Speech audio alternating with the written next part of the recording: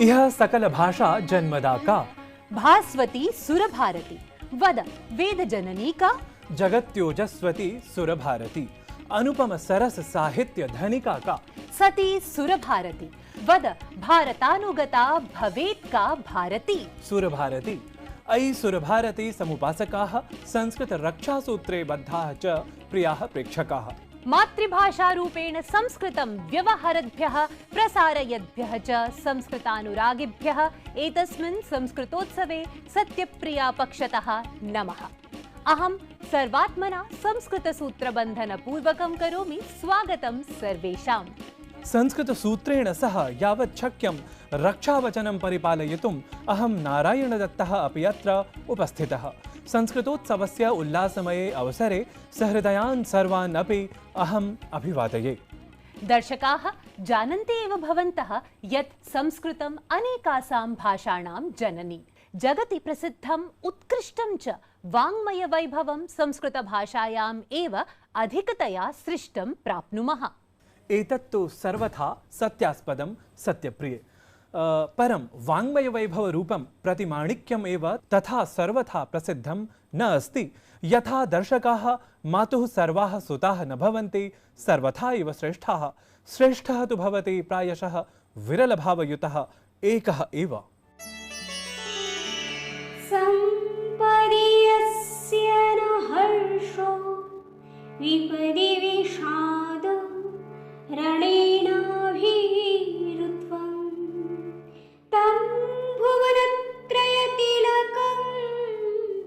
जनयति जननी सुतं विरलं जननी सुतं विरलम्। जो समृद्धि में अधिक प्रसन्न ना हो, विपत्ति में अधिक दुखी ना हो और जो युद्ध में कायरता ना दिखाए, निर्संदेह तीनों लोकों में महान ऐसे किसी पुत्र को माता कभी कभी ही जन्म देती है। Such a person who does not get overwhelmed in times of wealth, does not drown in remorse during bad times, and who does not show his back in times of war, is exceptional and is a crown jewel in this world. दर्शकाः संचरणशीलं हि एतत् जगत्, अतः यथा कालं परिवर्तनानि अपि निश्चितप्रायाणि एव।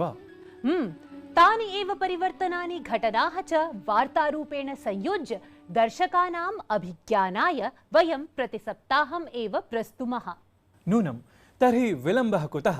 भवत्समक्षं प्रस्तूयन्ते एताः संस्कृताः प्रवाहिवार्ताः। प्रधानमंत्री नरेंद्र मोदी दृश्य श्रव्य माध्यमेन गुजरातस्य सोमनाथ धार्मिक क्षेत्राय अनेकासां पुनर्विकास जीर्णोद्धार परियोजनानां लोकार्पणं शिलान्यासं च कृतवान्। परियोजनानां सम्भावित राशिः शतकोटितः अपि अधिकः अस्ति। एतस्मिन् अवसरे प्रधानमन्त्री उक्तवान् यत् एताभिः परियोजनाभिः श्रद्धालवः धार्मिक क्षेत्रस्य आकर्षक स्वरूपस्य दर्शनं करिष्यन्ति। देशे अनेकेषु भागेषु मोदी शासनस्य नूतनानां मन्त्रिणां जनाशीर्वाद यात्राः भवन्ति। ओडिशा राज्ये धर्मेन्द्र प्रधानः, अश्विनी वैष्णवः च, गुजराते मनसुख माण्डवीयाः, हिमाचले अनुराग ठाकुरः च यात्राकाले जनैः सह संवादं कृतवन्तः। विदेशमन्त्री एस जयशंकरः आतङ्कवाद प्रतिकार सम्बद्धस्य संयुक्त राष्ट्र सुरक्षा परिषदः उपवेशनस्य अध्यक्षतां कृतवान्। सः अफगानिस्तानस्य स्थितिं चिन्ताकरीं वर्णितवान्।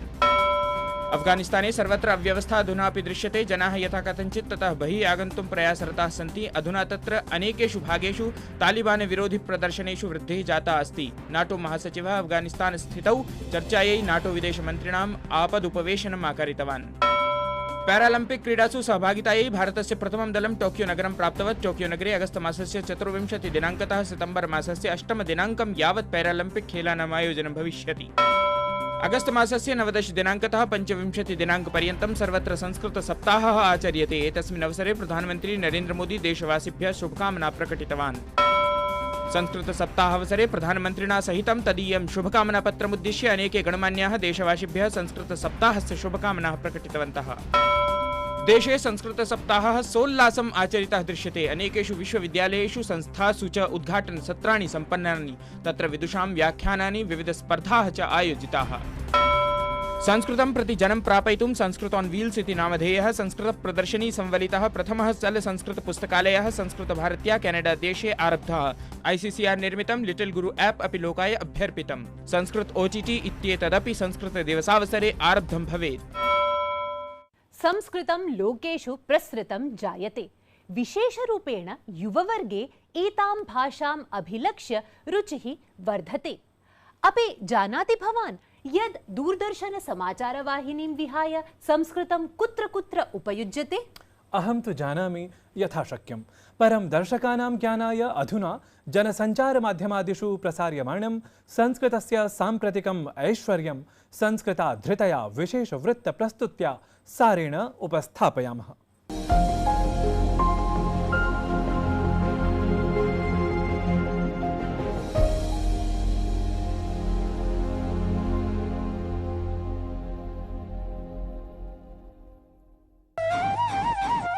संस्कृतं जीवत् संजीवयत् च सर्वथा विज्ञान महिम मंडितम् अस्ति।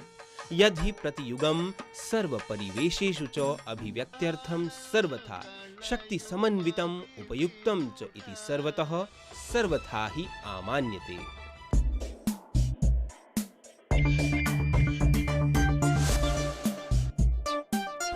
सूचना प्रौद्योगिक्याः आधुनिके युगे अपि संस्कृतस्य उपस्थितिः OTT इत्यादि प्रोन्नत माध्यमेषु द्रष्टुं शक्यते। अत्र जनाः निज दूरभाषीयन्त्रतः अध्यन्तर्जालम् एव चलच्चित्राणि कार्यक्रमान् च विविधान् सुतरां द्रष्टुम् अर्हन्ति। एतावद् एव न, अद्य तु समस्ते जगति जनाः निज दूरभाषीयन्त्रद्वारा संस्कृतम् अध्येतुं यन्त्रान्तर्योर्जितानां क्रीडानाम् अपि मनःपूर्वकं साहाय्यं लभन्ते।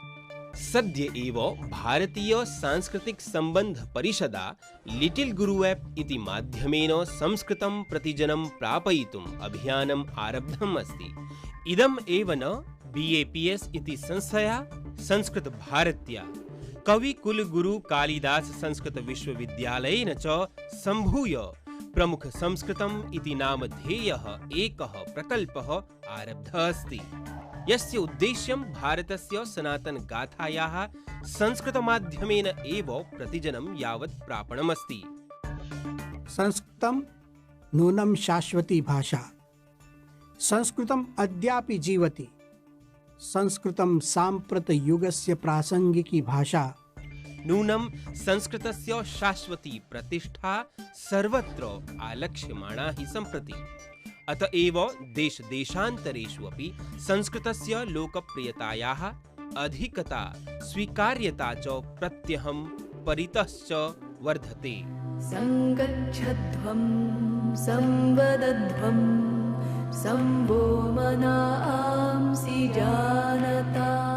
वार्तावल्यै सुनीलः जोशी। यथा पूर्वे संजानाना उपासते।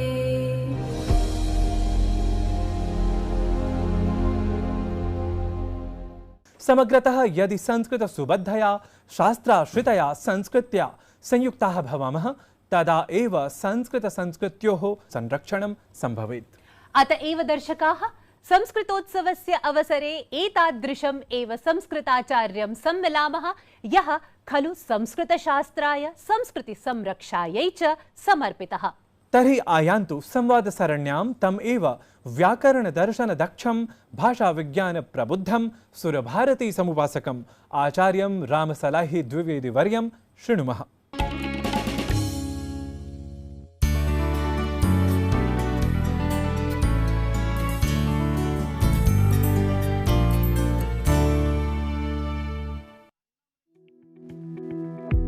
सदैव शिष्यमण्डल परिधिमण्डिताः सद्ग्रन्थ परिशीलनरताः व्याकरण शास्त्रस्य महत्वपूर्णान् दुरूह पक्षान् अत्यन्त रुचिकर शैल्या प्रस्तोतुं सर्वदा सर्वथा च सिद्धाः सन्ति आचार्याः रामसलाही द्विवेदीवर्याः, ये हि स्वकीय विलक्षण वाग्मितया विलसन्ति संस्कृतौ मनीषिणाम् आकाशमण्डले देदीप्यमानं नक्षत्रम् इव।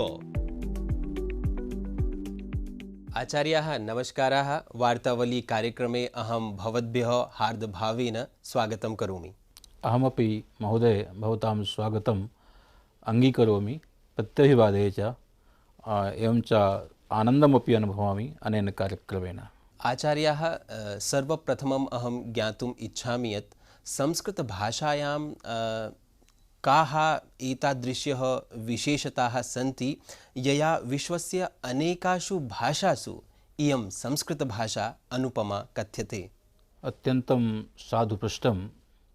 इयं संस्कृतभाषा अत्यन्तं सरला, न च क्लिष्टा न च कठिना।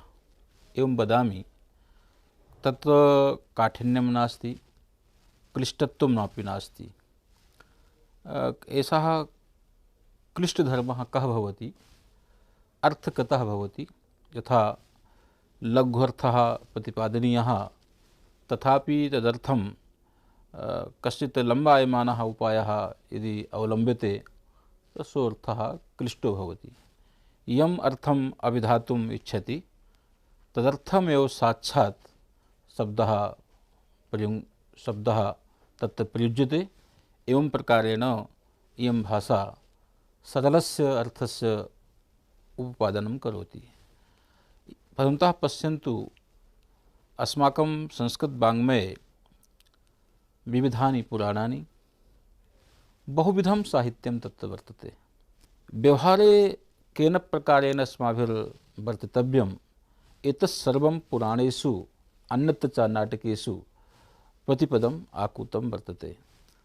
तत्र भवन्तः पश्यन्तु, कुत्रापि पुराणेषु काठिन्यं नास्ति। यत्र नीतिशास्त्रं वा अङ्गीकरोतु, साम दाम दण्ड भेद इत्यादयः नीतयः भवन्ति। निश्चयेन। तत्र तु एका माता कञ्चित् बालम् उद्दिश्य उपदिशति, पठ बालक पठ। कियत् अत्र काठिन्यं न प्रतिभाति, अत्यन्तं सरलमस्ति। तत्र एतत् सामविधानं, दास्यामि ते मोदकं दाम विधानं। यदि तदापि स न पठति तो तेभ्यः मोदकं दास्यामि इति लोभं कृत्वा तं बालकं स माता पाठयितुम् इच्छति। पुनः तथापि न पठति तो भेदम् उत्पादयति। किं कथयति, अन्यस्मै नो चेत् अन्यस्मै दास्यामि।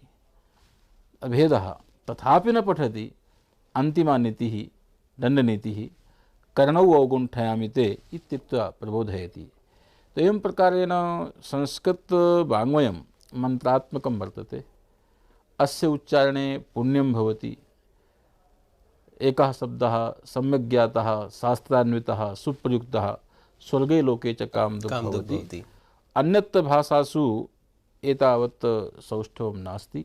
अत्र व्याकरणिक दृष्ट्या किं शब्दानुशासनम् इति उच्यते, तत् शब्दानुशासनं किम्? एवं वदामि, या कापि भाषा भवति सर्वत्रापि व्याकरणं भवत्येव, परन्तु व्याकरणमेव भवतु। संस्कृतं व्याकरणं किमपि विलक्षणमस्ति। अन्यत्र भाषासु यद् व्याकरणं तद् अनुशासनं नास्ति, इदम् अनुशासनमस्ति। अत एव अर्थशब्दानुशासनमिति सूत्रं विदधाति आचार्यः पतञ्जलिः। अन्यथा को हेतुः, किमपि प्रयोजनं तस्य नासीत्, परन्तु ससूत्रम् इदम् अर्थशब्दानुशासनम्। अनेन व्याकरणेन यत् उपपाद्यते, यत् साध्यते तदेव साधु, अन्यत् साधु नास्ति। अस्तु, अस्य फलं किमस्ति? अन्यत्र भाषाः अग्रे गच्छन्ति, नियमाः पृष्ठे पृष्ठे धावन्ति, परन्तु संस्कृते एवं नास्ति। संस्कृते यत् उपनिबद्धं तदेव समीचीनम्। अतः सत्युगकाले संस्कृतं स्यात्, द्वापरे यत् संस्कृतं स्यात्, कलियुगो यत् संस्कृतं स्यात्, तस्य सर्वत्र एव समाना गतिः, एकरूपता अस्ति। अत एव भाषायाः प्रामाण्यं व्याकरणं न केवलं व्याकरणं, न केवलं व्युत्पत्तिसाधनम्, अपि तु अनुशासनं। किञ्च अनेनैव फलेन इदं शास्त्रम् आगमरूपतामपि भजते। आचार्याः, प्रायः इदम् अपि कथ्यते यत् संस्कृतवाङ्मये सिद्धिप्राप्त्यर्थं माहेश्वरसूत्राणां ज्ञानम् अपि आवश्यकं किम् इदं व्याकरणशास्त्रे दक्षता प्राप्त्यर्थम् अति आवश्यकम् उत वा एतेषां गूढम् आध्यात्मिकं रहस्यं ज्ञानं विज्ञानं च अपि अस्ति? इदं शास्त्रं वेदवत् शास्त्रम्, इदं शास्त्रं वेदवत् अतः छन्दवत् सूत्राणि भवन्ति, अस्माकं प्रवादः वर्तते। पुनश्च तत् मातृकावर्णाः आ इ उ ण ऋ ऋक् एओङ् ऐऔ छ लट् लण् यम गणनं झवै गडदस् जब गडदस् खप चटत चटतौ कपै सरल।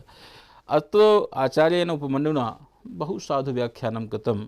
अकारः वासुदेवः, इकारः लक्ष्मी, उकारः महेश्वरः, सर्वेषाम् आनन्दे विनियोगः, एवं प्रकार लिकारः कश्चित् तत्र वैष्णवः विष्णुः, लिकारः तत्र शक्तिः, एवं प्रकारेण तत्र बहुधा अस्य व्याख्यानं समुचितं। किञ्च एतेषां वर्णानां योगचक्रेपि तत्र मूलाधारे गणपत्यदेवतायाः चिन्तनं, किञ्चित् स्वाधिष्ठाने ब्रह्मणः चिन्तनं, तत्र मणिपुरे आचार्यस्य भगवतः नारायणश्चिन्तनं, हृदयाकाशे यत्र तत्र अनाहतचक्रे भगवतः शिवस्य चिन्तनं, विशुद्धचक्रे प्राणशक्तेः चिन्तनं, जीवस्य चिन्तनं, पुनश्च गुरोः तत्र आज्ञाचक्रे आनन्दमहासमुद्रे तत्र स्वष्टस्य आराधनं समीच्यते। अत्र वर्णेषु सर्वत्र शक्तयः निक्षिप्यन्ते। एते वर्णाः साक्षात् शक्तिस्वरूपाः वर्तन्ते। येषां स्वरूपम् अग्निवत् तेजसं वर्तते। अतः एते सामान्यवर्णाः न सन्ति। योगिनः एतत् साक्षात् कुर्वन्ति। अस्माकं व्याकरणशास्त्रेपि योगशास्त्रेपि तन्त्रशास्त्रेपि एतेषां वर्णानां किं वा काश्मीरदर्शने एतेषां वर्णानां महती चर्चा वर्तते। अत्रापि तु वयं सामान्यतः पाठनं कुर्मः लोकदृष्ट्या, लोकाः एनं सम्यक् जानीयुः इति कृत्वा वयस्माभिः सरलेन उपायेन एवम् अत्र किमपि पाठ्यते। आचार्याः, सामान्यजनेभ्यः संस्कृतभाषां सरलां, सुरुचिकरां, सुगम्यां च विधातुं साम्प्रतं सरलमानकसंस्कृतस्य प्रयोगविषये बलं प्रदीयते। अस्मिन् सन्दर्भे भवतां के सन्ति विचाराः व्याकरणिकदृष्ट्या? मम एवं विचारः अस्ति, प्रथमतः अस्माभिः सर्वैरपि व्यवहारे अस्याः भाषायाः प्रयोगः करणीयः।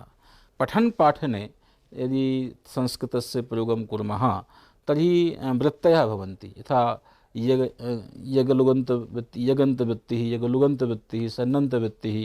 तो पापठ्यते, तो पापठति इत्यर्थः पुनः पुनः अधिकं वा तत् पठति।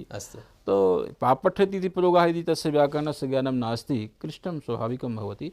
वो अधिकं पठति, पुनः पुनः पठति, एवं कृत्वा किञ्चित् ध्वनिमाध्यमेन अधिकं पठति, पुनः पुनः पठति, एवं वाक्यानि यदि वयं प्रयोगं कुर्मः तस्य अर्थावगतौ किञ्चित् सारल्यं भविष्यति। एवं नास्ति, तत् करणीयमेव। अत्र आचार्यस्य आग्रहः नास्ति। सर्वापि वृत्तिषु, सर्वत्रापि वृत्तिषु वैकल्पिकी व्यवस्था प्रदत्ता अस्ति। गन्तुमिच्छति इत्यपि साधु, जिज्ञासति इत्यपि साधु, सर्वत्रापि विकल्पेन एतत् प्रयोगव्यवस्था अस्ति। परन्तु यत् बहु विशालः अर्थः प्रतिपादनीयः, अल्पैः शब्दैः तत्र सः अर्थः कथनीयः, अतः तस्य व्यवस्थापना कर्तव्या। परन्तु आदौ जनानाम् अभिरुचिः अत्र स्यात्। तत्र सरलानि वाक्यानि वयं यदि प्रयोगं कुर्मः, मन्येऽहम् अभिरुचिः भविष्यति एव। आचार्याः, भवद्भिः संस्कृतव्याकरणस्य या अनुभवान् प्रकटयामि। नमस्कारः। धन्यवादः। अहमपि एवं मन्ये अनेन कार्यक्रमेण सर्वसमाजस्य साधारणजनस्य उपकारः स्यात्। अहं भवतः प्रार्थयेऽपि एवंविधः कार्यक्रमः अग्रे चालनीयः। नमस्कारः। दर्शकाः निश्चयेन एतेन संवादेन लाभान्विताः भवेयुः। आम्, लाभान्विताः अस्माकं दर्शकाः स्वप्रतिक्रियाः अपि प्रेषयन्ति। संवादवैविध्यप्रदर्शनाय धन्यवादैः अस्मान् अलङ्कुर्वन्ति च। दर्शकाः धन्यवादाः यत् गीतवृत्तादिप्रस्तुतीः आश्रित्य अपि भवन्तः अस्मान् परामृशन्ति, मङ्गलं च अभिलषन्ति। अधुना तु दर्शकाः भवतां सर्वेषां चिरप्रतीक्षितस्य स्पर्धागीतस्य परिणामसूचनसमयः एषः आगतः। दर्शकाः, हमने सुना था एक है भारत इति एतस्मै गीतानुवादाय स्पर्धा विजेत्री पुनः सपरिष्कारं चिता डॉक्टर एच पूर्णिमा महोदया।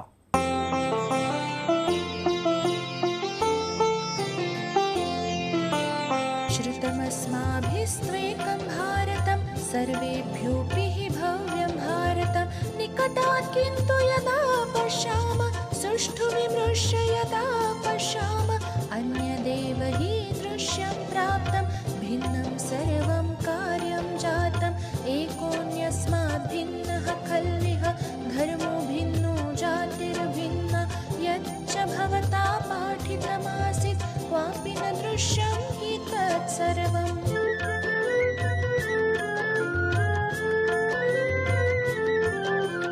यच्च मया तु पाठितमासीत् न हि तत्किञ्चिदसत्यं हि भाषा भिन्ना भाषायाश्चेत् तत्र न किञ्चिदलीकं हि एकस्यां खलु शाखायामपि पुष्पात् पत्रमपृक्तं हि तथैव देशे धर्मे जातौ पार्थक्येस्तविरोधो हि अस्मद्देशे। यदेव वैकुर्यानगदितं तदेव वेदपुराणकथितं ततः किमेवं वृथैवावेशः किमर्थं भूयान् रक्तपातः अस्मद्देशे। अब्धशतेभ्यो बाला अत्र परेषामासीदधिकारः अद्यावधि तद्वैरिजनानाम् अस्मद्वक्त्रे पादरजः भेदं कृत्वा स्वयं राजरन् इत्यासि तत्कौटिल्यं कूटनये च सहसा पतनम् आस्माकीनं दौर्भाग्यम्। परस्पर द्वेषः परस्पर भेदः एकैकं प्रति यो वैरः तेषामेव विदेशि नृपाणां कुयुक्तिपूर्ण उपहारः अस्मद्देशे।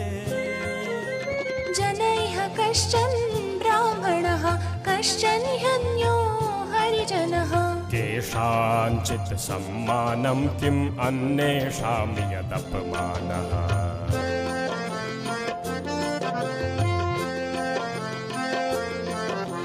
शक्तिमतां तु सम्पद्र्वे तेषां हि ज्ञानं चैव बलहीनानाम् उद्यमदास्ये विहिते एते तैरेव परस्पर भेदो मनुजानामयम् उन्मत्तत्वमसभ्यत्वम् धिक्तान्येनः शासितवन्तः परस्पर वैरघृणापाठम्। जनुषा कोऽपि न नीचैः जनुषा न कोऽपि महानेव ज्ञातिरधिका कर्मणो हि नः कस्यचित्तु नेह। शोभनं सर्वेभ्यः एव मम वर्धापनं। दर्शकाः इदानीं तु अग्रिमप्रयासाय सन्नद्धाः भवन्तु। इंसाफ की डगर पे बच्चों दिखाओ चल के ये देश है तुम्हारा नेता तुम ही हो कल के। इंसाफ की डगर पे बच्चों दिखाओ चल के ये देश है तुम्हारा नेता तुम ही हो कल के। प्रियाः प्रेक्षकाः, एतस्य गीतस्य गेयतानुकूलः मौलिकः अनुवादः अत्र पट्टिका प्रदर्शिता वधिं यावत् प्रेषणीयः। अन्ते च पुनः संस्कृतरक्षासूत्र सुदृढतायै शुभकामनाः समर्प्य अग्रिमाङ्कप्रस्तुत्यर्थं सर्वेषाम् अनुज्ञां प्रतीक्षामहे। दर्शकाः, साभिवादनं तावत् पुनः विनिवेदयामः एतत् भाषाणां भारतीयानां मूलमेकं हि संस्कृतम्। अतः शृण्वन्तु संस्कृतां भाषाम् इमां च अतुलोपमाम्। अधुना देशे स्वातन्त्र्यं तु नूयाञ्चाय अवसरो हि कदा विनाशः पुराणरीतेः कदा नूतननिः श्रेयो हि।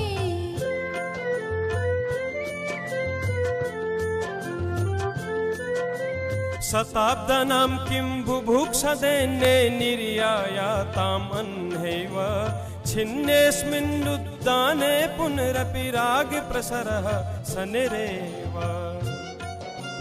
शताब्दानां किं बुभुक्षदैन्ये निर्यायाताम् अह्नेव छिन्नेऽस्मिन्नुद्याने पुनरपि रागप्रसरः शनिरेव इमे नवीनः सङ्कल्पा अथ इमानि नूतनभवनानि आगामिन्या अवस्थायास्तु धूलिधूसरचित्राणि यूयं वर्णः पूरयता इमानि भूयो भासयता स्वयं नयासति नवीन युगोऽयम् स्वयं नयासति नवीन युगोऽयं भवतैवानेतव्योऽयम्